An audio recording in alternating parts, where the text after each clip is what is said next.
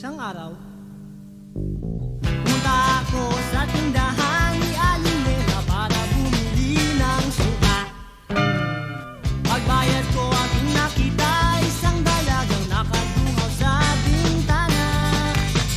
Natulala ako, laglag ang puso ko, nalaglag rin ang sukang hawak ko.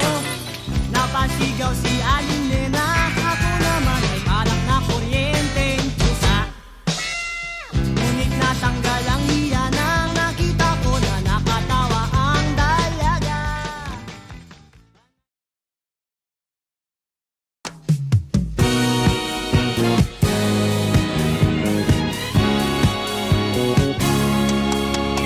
Welcome to the Tupas Family Reunion 2025! Sana ay pinamagwakas itong awit ng pag-ibig. Awit natin ay wag na wag mong kalimutan. Ako ko naman na lagi ka pakikinggan.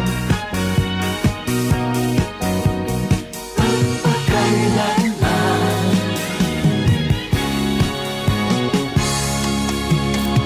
ang isang pag-ibig ay parang lansangan na padalawahan. Kaya't sa ating awit tayo ay magbigayan. Awitin mo at isasayaw ko. Oh, oh, oh. Awitin mo at isasayaw ko.